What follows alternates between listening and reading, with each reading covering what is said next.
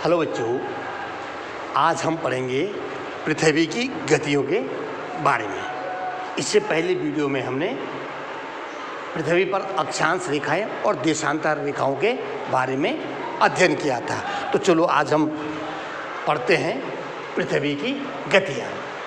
पृथ्वी पर दो प्रकार की गति होती है।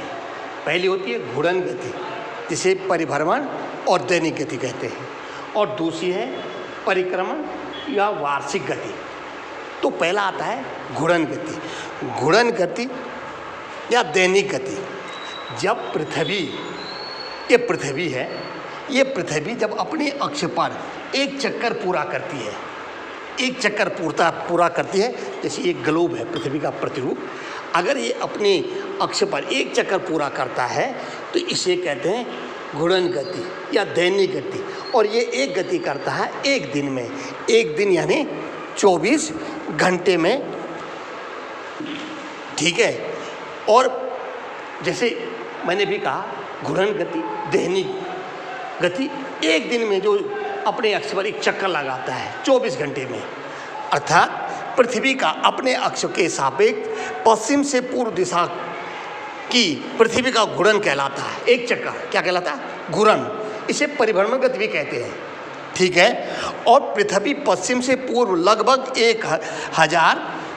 1670 किलोमीटर प्रति घंटे, ठीक है, की चाल से 23 घंटे 56 मिनट, जिसे हम 4 सेकंड 24 घंटे बोलते हैं, ठीक। क्या बोलते हैं? 24 घंटे में एक दिन दान, ठीक है, एक चक्कर पूरा करती है।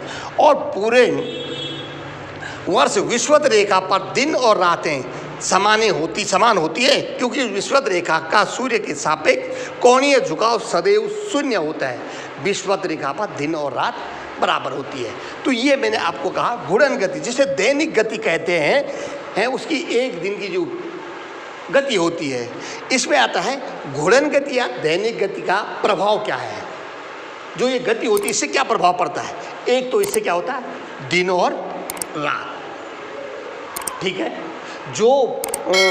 जब पृथ्वी घूमती है, जैसे ये सूर्य है और ये पृथ्वी घूम रही है, तो इसके जो सूर्य के सामने आएगा वहाँ हो जाएगी दिन, और जहाँ सूर्य की रोशनी नहीं पहुँचती है वो हुआ रात, दिन और रात, ठीक है।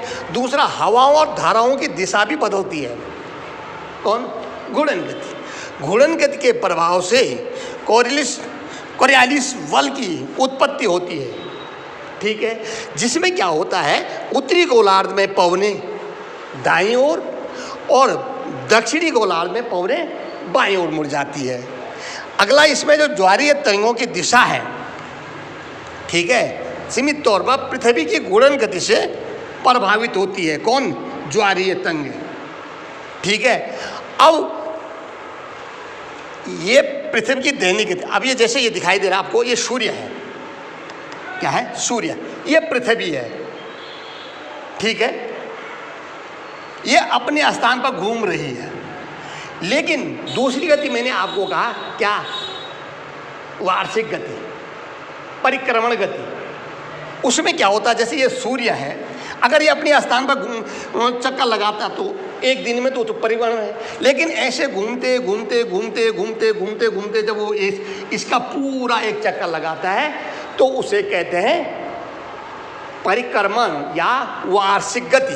क्या कहते हैं? वार्षिक गति। और ये 365 दिन में करता है, ठीक है, परिक्रमण गति। आगे इसमें लिखा भी है, ये है, अपने अक्ष पर घूमती हुई पृथ्वी सूर्य के चारों ओर तो चक्कर लगाती है। वो लगभग दूरी है 1,07,000, ठीक है, किलोमीटर प्रति घंटा की गति से दीर्घवृत्ताकार लंबा जो चक्कर लगाती है वो कहलाती है परिक्रमण गति, ठीक है। और पृथ्वी द्वारा सूर्य की एक परिक्रमा करने में 365, जो मैंने अभी कहा था, 365 से ही 1/4 दिन, ठीक है, वो लगाता है। 365 दिन में, जो अमूमन एक वर्ष माना जाता है, अमूमन हम क्या कहते हैं, 365 दिन को एक वर्ष मानते हैं। 1/4 को नहीं गिनते, 1/4 यानी 6 घंटे, ठीक है। यानी 365 दिन और 6 घंटे। एक शब्द आया इसमें अधिवर्ष। अधिवर्ष में जो साल होता है वो 366 दिन का होता है, इसे लीप ईयर भी कहते हैं। ठीक है, और ये हर 4 वर्ष में आता है। ठीक, अब हर अगर एक दिन माने हर 4 वर्ष में जो है वर्ष 366, यानी पहले 365 का 366, यानी एक दिन बढ़ जाता है। ठीक, अब एक दिन कैसे बढ़ता है, ये 6 घंटे जो जुड़ते हैं, 6 चौको 24, 4 दिन में यानी 24 घंटे होते हैं। ठीक है, कितने होते हैं? 24। ठीक है, अब 24 घंटे का एक दिन होता है। ठीक है, अर्थात इसे अधिवर्ष या लीप ईयर कहते हैं, हर चौथे वर्ष। ठीक है, यह है आपकी परिक्रमण, जो वार्षिक गति जिसे हम कहते हैं। अब अगला आता है परिक्रमण या वार्षिक गति का प्रभाव। इससे क्या प्रभाव पड़ता है, इन गतियों का क्या प्रभाव है? जैसे मैंने पहले दैनिक गति का प्रभाव बताया था, वैसे इसी गति का प्रभाव क्या है। ठीक है, अब इससे क्या, दिन और रात छोटे और बड़े होना। ठीक है, दिन और रात छोटे या बड़े का होना। ठीक, यानी जब पृथ्वी घूमती है ना, तो उससे क्या हो, दिन और रात। दूसरा है ऋतु परिवर्तन होता है, यानी शरद, बसंत, शीत ऋतु, ग्रीष्म ऋतु।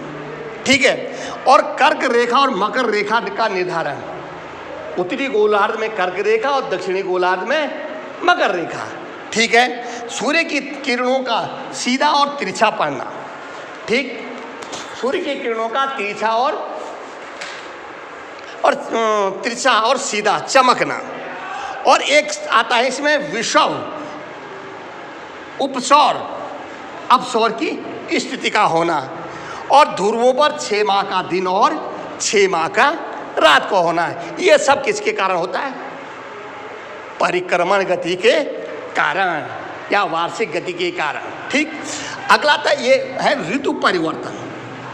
ठीक है, अब वर्ष की वह अवधि जिसमें मौसम संबंधी दशाएं लगभग समान होती है। क्या होती है?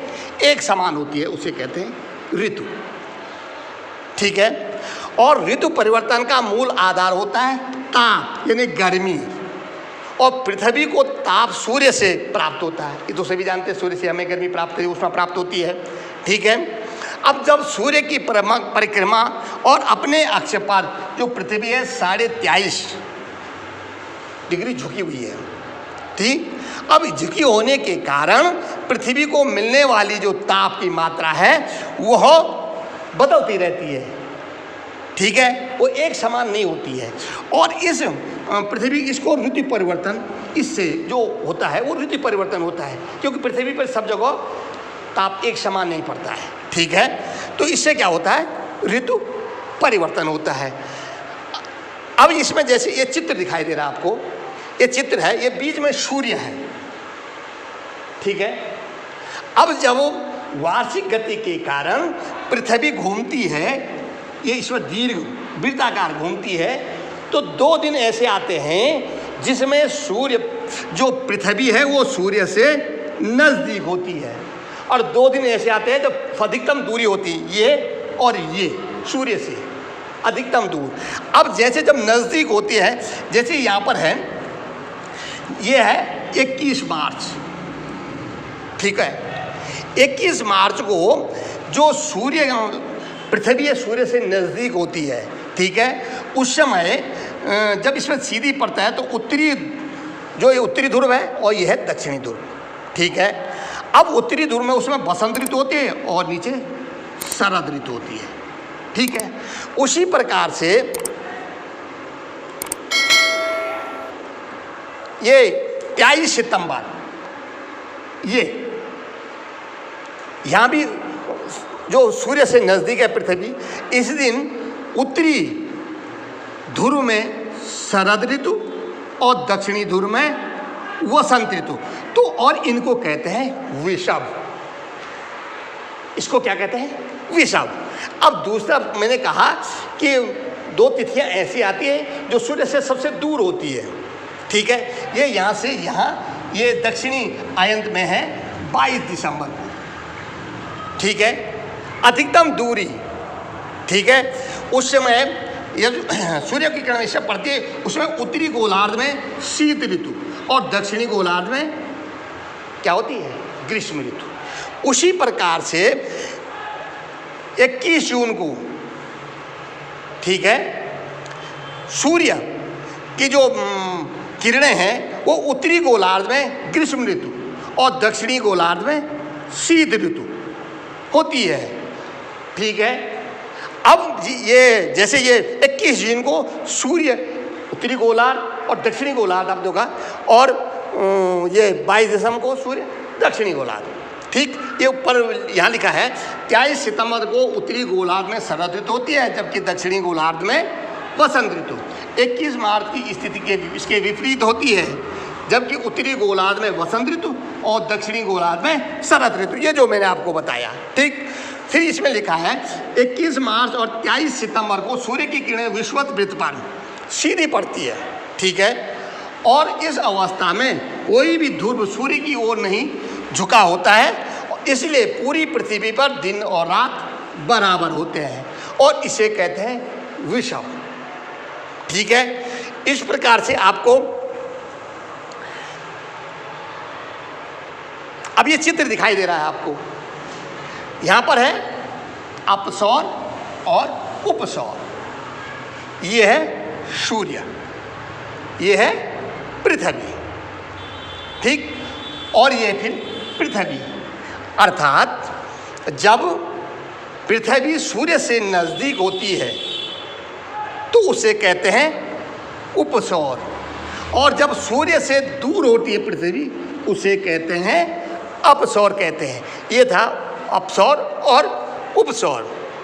जैसे इसी लिखा है, ऐसी खगोलीय घटना जब पृथ्वी सूर्य से अत्यंत पास होती है, इसमें 147.5 मिलियन किलोमीटर इसकी दूरी बताई गई है, तो इस घटना को उपसौर कहते हैं, ठीक है। ऐसी स्थिति में सामान्यतः ये जो स्थिति आती है वो आती है 3 जनवरी को। कब आती है ऐसी स्थिति? 3 जनवरी को, 3 जनवरी है। अब दूसरा है अपसौर, जो मैंने अभी आप चित्र के माध्यम से आपको समझाया था। इसमें खगोलीय घटना में पृथ्वी सूर्य से अत्यधिक दूर होती है, जो मैंने चित्र में दिखाया था, और उससे दूरी को 152.6 मिलियन किलोमीटर लगभग होती है, तो इसे अपसौर कहते हैं। और ऐसी स्थिति जो आती है वो आती है 4 जुलाई को। ये तो उपसौर और अपसौर आपको मैंने बताया, ठीक है। अच्छा, एक है उपभू और अपभू, 2 शब्द, ठीक है। उपभू की स्थिति में जब चंद्रमा पृथ्वी के निकटतम दूरी पर होता है, ये चंद्रमा पृथ्वी के निकटतम दूरी में, उसे कहते हैं उपभू, ठीक है।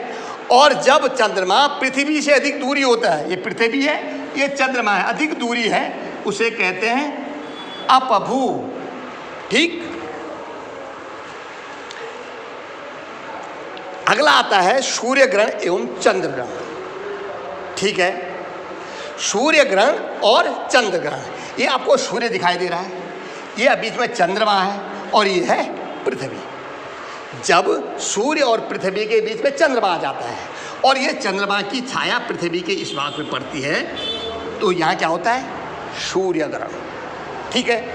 उसी प्रकार से जब सूर्य और चंद्रमा के बीच में पृथ्वी आ जाती है, ठीक है, और आपको पता है कि चंद्रमा जो है सूर्य की रोशनी से चमकता है, ठीक। तो जब सूर्य के और चंद्रमा के बीच में पृथ्वी आ जाती है तो इसकी छाया इस पे पड़ती है, किस पे? चंद्रमा पे। तो तब क्या होता है?